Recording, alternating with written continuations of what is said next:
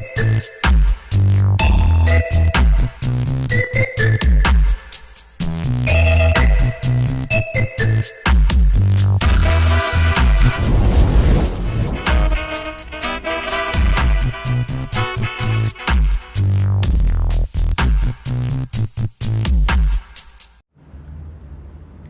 Students, welcome back to our channel accounting vibes.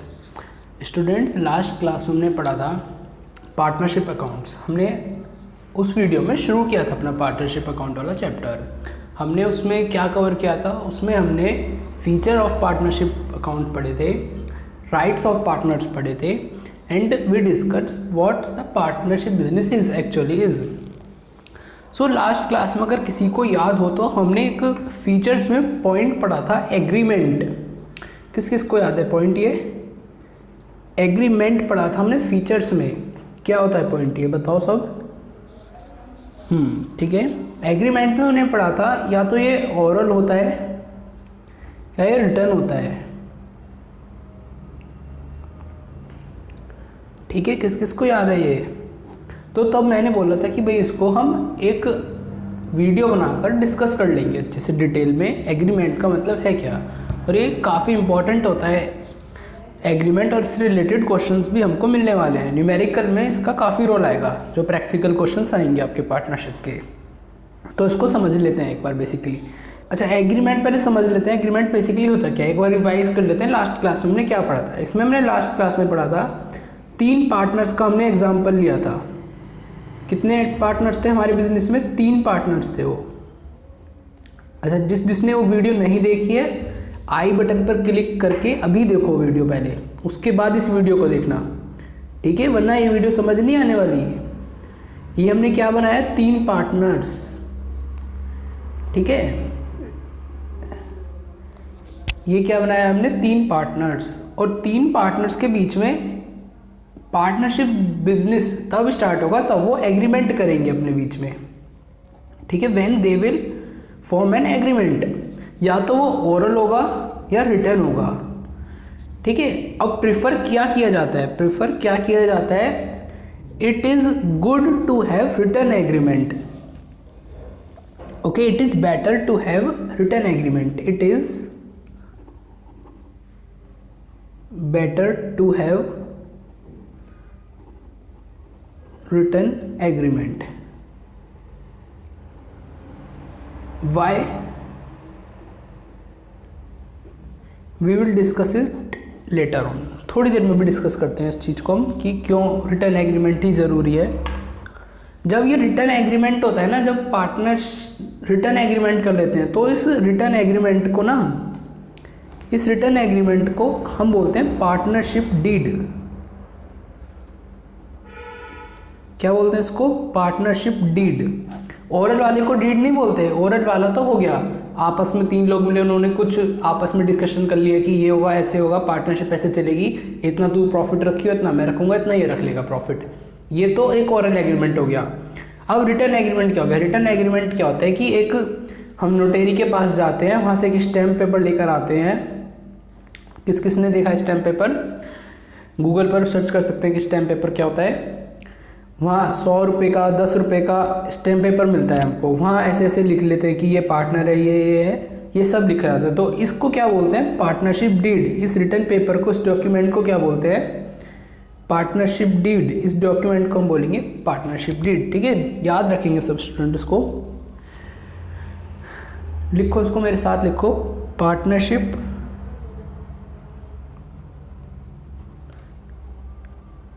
Comes into existence by an oral or written agreement. It is better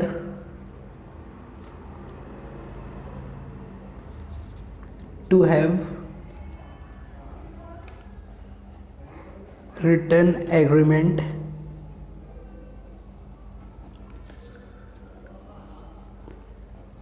to avoid any dispute. ठीक है, अब हमें यहाँ से पता चल रहा है कि रिटर्न एग्रीमेंट होना क्यों ज़रूरी है, टू अवॉइड एनी डिस्प्यूट। अब अगर एग्रीमेंट ओरल हुआ, मान लो ये पार्टनर ए है, ये पार्टनर बी है, ये पार्टनर्स, ये एज्यूम करो ये ए बी सी हैं पार्टनर्स। अब बी ना थोड़ा चालाक इंसान था, बी ने क्या करा, जब लास्ट डे आया ईयर का, तो ये बोला कि मेरे को तो प्रॉफिट, हाफ प्रॉफिट चाहिए फर्म का, आधा हिस्सा चाहिए मुझे प्रॉफिट में। बट इनके बीच में क्या डिसाइड हुआ था कि ये 1/3 शेयर करेंगे, ये 1/3 प्रॉफिट शेयर करेंगे, जितना भी प्रॉफिट होगा। मान लो अगर 9,000 प्रॉफिट हुआ तो 3-3 हज़ार रुपये शेयर करेंगे। बट ये जो बी था चालाक इंसान, ये बोला कि मुझे आधा शेयर चाहिए, मुझे 4500 रुपये चाहिए इसमें से, प्रॉफिट में से। तो इनका क्या था, ओरल एग्रीमेंट था इनका।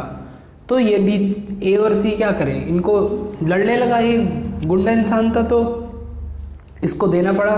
तो ये ना डिसएडवांटेज है यहाँ पर ओरल का, ये कुछ नहीं कर सकते, कोर्ट में भी नहीं जा सकते, पुलिस वाले के पास भी नहीं जा सकते, पुलिस के पास भी नहीं जा सकते।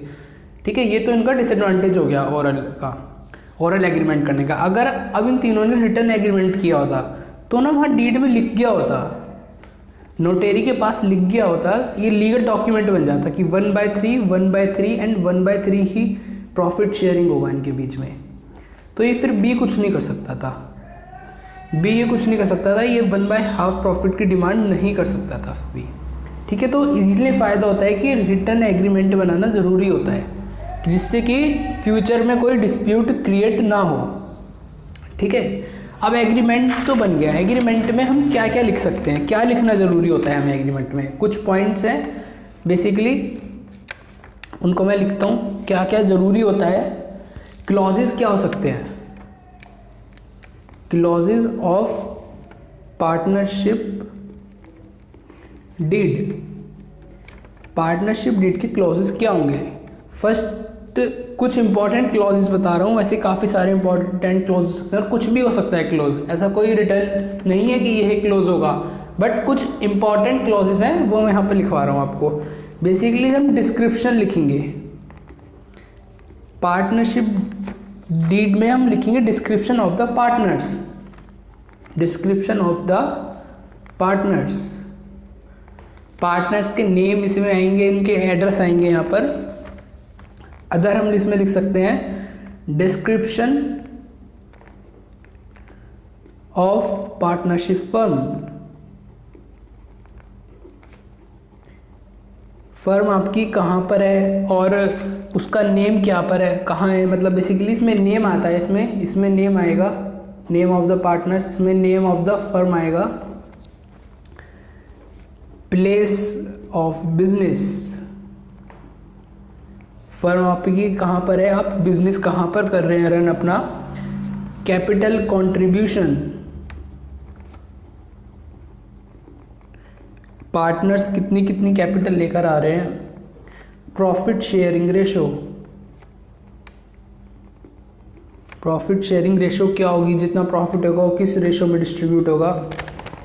और हम लिख सकते हैं बेसिकली वैल्यूएशन ऑफ एसेट्स कैसे होंगे, इंटरेस्ट ऑन कैपिटल कितना मिलेगा, इंटरेस्ट ऑन कैपिटल कितना मिलेगा पार्टनर्स को, या इंटरेस्ट ऑन ड्राइंग कितना चार्ज होगा पार्टनर्स से, इंटरेस्ट ऑन लोन लिख सकते हैं कि पार्टनर अगर लोन देता है फर्म को तो कितना मिलेगा, ये सब हम उसमें लिख सकते हैं अपने पार्टनरशिप डीड में। ठीक है, ये कुछ इंपॉर्टेंट क्लॉजेस थे, काफ़ी सारे और क्लॉजेज हैं, आप TS ग्रीवाल सर की बुक रेफर कर सकते हैं उसके लिए, उसमें से डिटेल एक बार आप पढ़ सकते हैं कि क्या क्या क्लॉजेज हैं। और ये मैंने कुछ इंपॉर्टेंट क्लॉजेज लिखे हैं यहाँ पर। ठीक है, अब बात करते हैं आगे इस पार्टनरशिप डीड की। ठीक है, अब पार्टनरशिप डीड एसेंशियल है या नहीं, is partnership deed is essential, हमें बनानी ज़रूरी है, बेसिकली रिटर्न एग्रीमेंट ज़रूरी है करना, ये पूछ रहे हैं। रिटर्न एग्रीमेंट ज़रूरी है क्या, अगर आंसर क्या है, सोचो, आप सोच कर बताओ स्टूडेंट्स, इसका आंसर क्या होना चाहिए। इसका आंसर है no, it is not necessary to have partnership deed. But it is necessary to have agreement. ठीक है, इस बात को समझो, इट इज़, लिख लो इस बात को,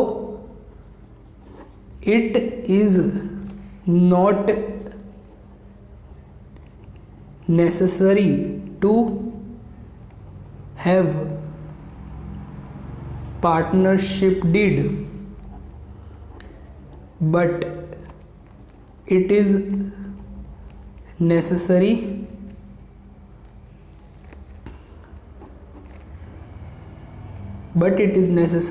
to have an agreement।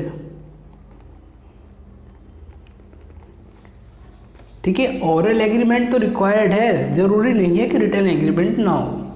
ठीक है, अब पार्टनरशिप डीड तो इन्होंने बनाई नहीं पार्टनर्स ने, अब इन्होंने क्या किया, ओरल एग्रीमेंट बना दिया अपना। But still there are some rules and regulation, which governs their business. So basically partnership business is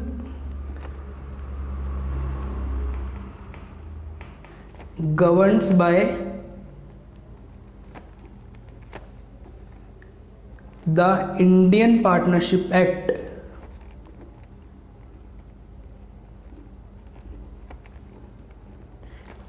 partnership business is governed by the Indian Partnership Act 1932। ठीक है, ये चीज़ हमें याद रखनी है। पार्टनरशिप बिजनेस किस चीज़ से गवर्न किया जाता है, कौन इसका हेड करता है, कौन इसके रूल्स एंड रेगुलेशन बनाता है। अगर हमारी डीड नहीं होती है, ओरल एग्रीमेंट होता है, तो किसके रूल्स एंड रेगुलेशंस पर फिर पार्टनरशिप बिजनेस चलता है, वो चलता है इंडियन पार्टनरशिप एक्ट 1932 के प्रोविजंस पर। ठीक है, अब इसके प्रोविजंस क्या बोलते हैं, क्योंकि डीड तो है नहीं हमारे पास, ओरल एग्रीमेंट है हमारे पास। तो ओरल एग्रीमेंट में ना 6 प्रोविजंस बोले गए हैं, जो कि ये एक्ट बताता है। बेसिकली ये एक्ट बताता है हमको, कुछ 6 प्रोविजंस हैं, हमको बोले गए हैं कि वो फॉलो अप करने होंगे सबको। अपनी मनमानी पार्टनर्स नहीं चला सकते बिजनेस में ज़्यादा। ठीक है, तो उनमें प्रोविजंस में क्या है, फर्स्ट प्रोविज़न है उसमें sharing of profit and loss, that is equal. Basically सब इक्वल प्रॉफिट अपने पास डिस्ट्रीब्यूट कर लेंगे अगर उनकी डीड नहीं बनी है तो। Second is interest on capital, no interest on capital, किसी पार्टनर को कैपिटल पर इंटरेस्ट नहीं मिलेगा अगर उनकी डीड नहीं बनी है तो। Interest on drawings, no interest on drawings, basically किसी पार्टनर से ड्राइंग पर इंटरेस्ट नहीं लिया जाएगा। इसको आगे कंटिन्यू करते हैं नेक्स्ट पेज से। फोर्थ आता है इसमें हमारा, 3 हमने वहाँ पढ़ लिए, interest on loan by partner to firm, interest on loan by partner to firm. तो इस पर 6% interest has to be paid to partner. Basically ये बोलना चाह रहे हैं, अगर कोई पार्टनर लोन देता है फर्म को और डीड नहीं बनी हुई है उनकी, ओरल एग्रीमेंट है उनका, तो 6% इंटरेस्ट पार्टनर को देना पड़ेगा। ठीक है, फिफ्थ आता है हमारा salary to partners, no salary, किसी पार्टनर को कोई सैलरी नहीं मिलेगी अगर डीड नहीं बनी है। एडमिशन ऑफ पार्टनर,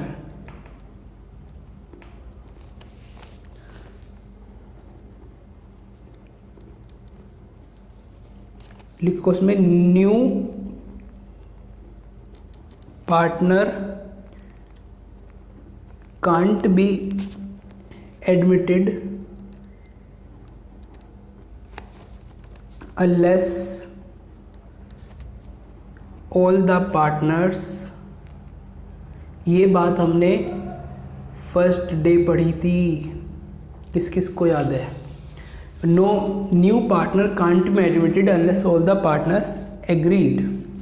ठीक है, ये बात हमने फर्स्ट वीडियो में पढ़ी थी। फर्स्ट वीडियो में ये बात हमने पढ़ी थी, सारे पार्टनर को एग्री करना पड़ेगा तभी कोई न्यू पार्टनर फर्म में आ सकता है। ठीक है, तो ये 6 केसेस थे, ये 6 प्रोविजंस थे जहाँ पर ओरल एग्रीमेंट होता है। तो पार्टनरशिप, इंडियन पार्टनरशिप एक्ट उसको गवर्न करता है और ये 6 बातें बोलता है Indian partnership act. Sharing of profit and loss equal ratio में होगी, इंटरेस्ट ऑन कैपिटल नहीं दिया जाएगा किसी को, इंटरेस्ट ऑन ड्राइंग चार्ज नहीं होगा, इंटरेस्ट ऑन लोन 6% देना पड़ेगा पार्टनर को, सैलरी टू पार्टनर नहीं दी जाएगी, admission of a new partner नहीं होगा जब तक सारे पार्टनर एग्री नहीं करेंगे। ठीक है, ये बात थी हमारी पार्टनरशिप डीड की, अगर ओरल होती है या रिटर्न होती है। अब आते हैं हम एक्चुअल अपने चैप्टर पर। अब इस चैप्टर में हमें सर क्या पढ़ना है, इस चैप्टर का प्रैक्टिकल अब शुरू होता है बेसिकली। ठीक है, उसमें देखते हैं हम चैप्टर में क्या पढ़ने वाले हैं। तो थ्योरी पार्ट चल रहा था बेसिकली। अब देखते हैं topics to be covered in this chapter. इसमें हम क्या क्या पढ़ेंगे वो देखते हैं, हम लिख लेते हैं एक बार। फर्स्ट इसमें लिखो आप profit and loss appropriation account. ठीक है, इसमें हम एक तो ये बनाना सीखेंगे profit and loss appropriation account क्या होता है, क्यों बनाया जाता है profit and loss appropriation account. Second, we will be learning how to make partners capital account. Third, we will be learning how to calculate interest on drawings. Also we will be learning interest on capital, how to calculate interest on capital. Then further we will see how to calculate profit and loss appropriation account profits when distribution, basically how to distribute losses in profit and loss appropriation account. Then further we will be doing past adjustments. Past में कुछ अगर हमने गलती की है तो उनको कैसे सही करेंगे। Then we will be learning the most simple topic हाँ, simple topic, guarantee of profit to a partner. ठीक है, ये स्टार टॉपिक है हमारा, इसमें ये स्टार टॉपिक है। बेसिकली पूरा चैप्टर ये स्टार है, सच में काफ़ी अच्छा चैप्टर है ये, इजी भी है काफ़ी चैप्टर। ठीक है, अच्छा आज की क्लास में हम ये कवर करने वाले हैं अपना profit and loss appropriation account. ठीक है, ये आज हम कवर करने वाले हैं। चलो इसका फॉर्मेट ड्रॉ कर लेते हैं, क्या होता है profit and loss appropriation account. अच्छा, किसी को आइडिया है कि हम क्यों बनाते हैं profit and loss appropriation account, क्यों नीड है इसको बनाने की। उसके लिए ना मैं आपको क्लास 11th पर लेके चल रहा हूँ वापस, क्लास 11th पर। अच्छा, क्लास 11th में हमने एक बनाया था P&L अकाउंट। ठीक है, P&L अकाउंट से हम क्या करते थे, यहाँ से नेट प्रॉफिट निकालते थे। ठीक है, और इस नेट प्रॉफिट को हम कहाँ डिस्ट्रीब्यूट कर देते थे, कहाँ डाल देते थे, इसको बैलेंस शीट में कैपिटल में ऐड कर देते नेट प्रॉफिट। याद है सब स्टूडेंट्स को ये चीज़, ये हम करते थे। और वहाँ कौन होता था हमारा सोल प्रोप्राइटर। ठीक है, ये सोल प्रोप्राइटर होता था हमारा, वहाँ पर एक ही ओनर होता था। उसके लिए हम ऐसा करते थे, उसका नेट प्रॉफिट आता था और उसकी कैपिटल में ऐड ऑन कर देते थे। ये तो हम क्लास 11th में करते थे। बट अब है क्लास 12th, यहाँ एक ओनर नहीं है, यहाँ पर 3 ओनर हैं भाई।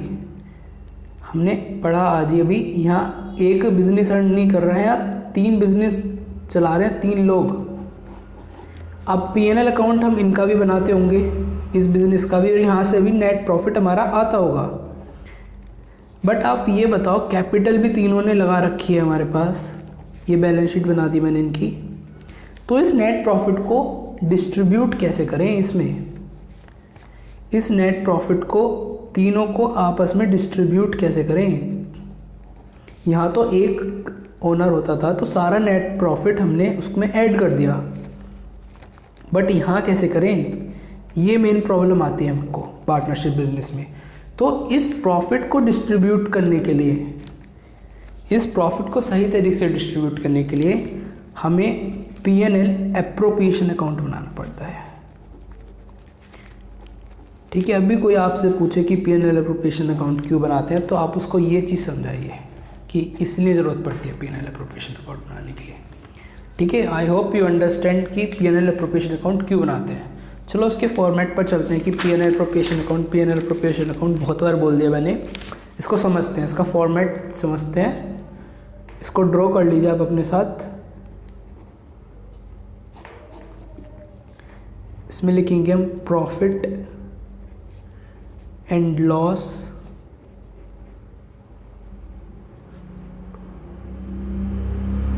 Appropriation account.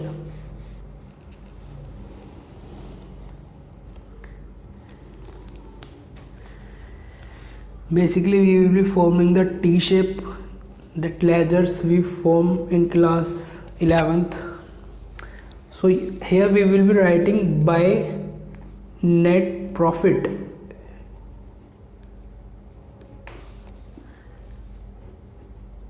transfer from P&L account. Okay, then bye interest on drawings.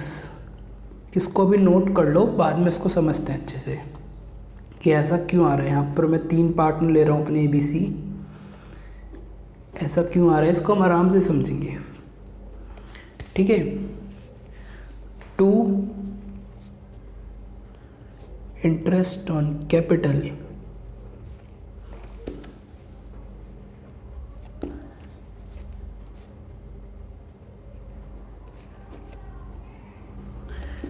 to salary,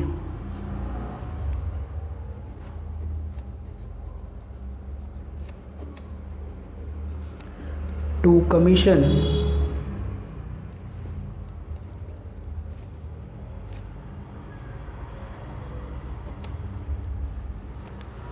to general reserve,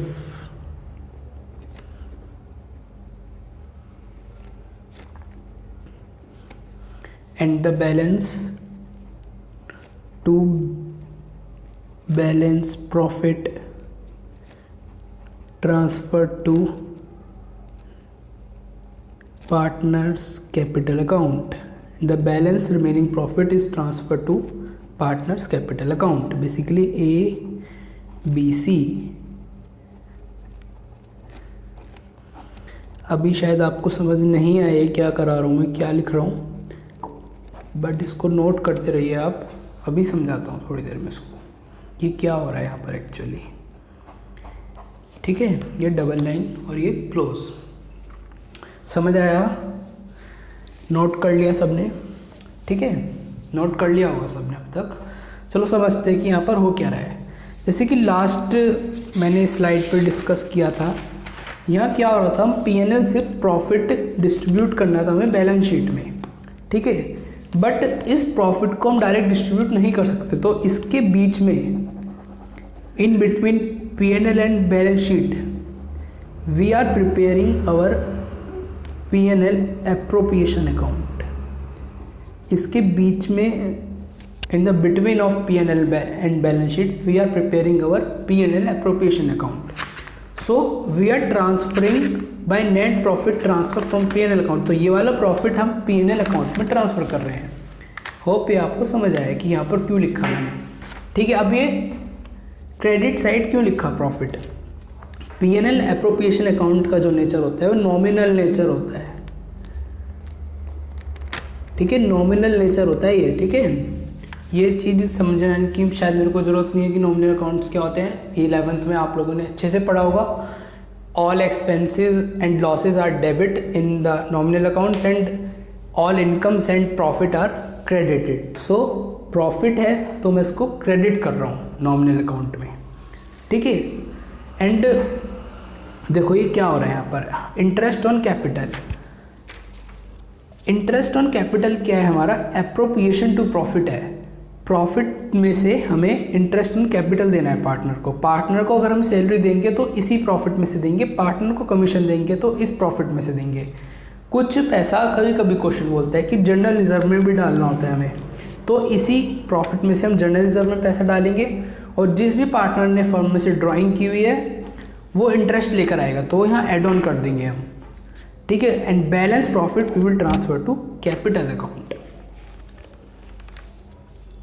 This was the analysis related to profit and loss appropriation account, and in next video we will be doing the numericals. In next video we will be doing the numericals related to profit and loss account. So I hope आप सब students को ये समझ आया कि हम profit and loss appropriation account क्यों बनाते हैं। ये रीज़न हमेशा याद रखना है हमको। And still if you students face any problem, so you can comment down that in comment box. I will reply to all the students. Thank you for watching the video.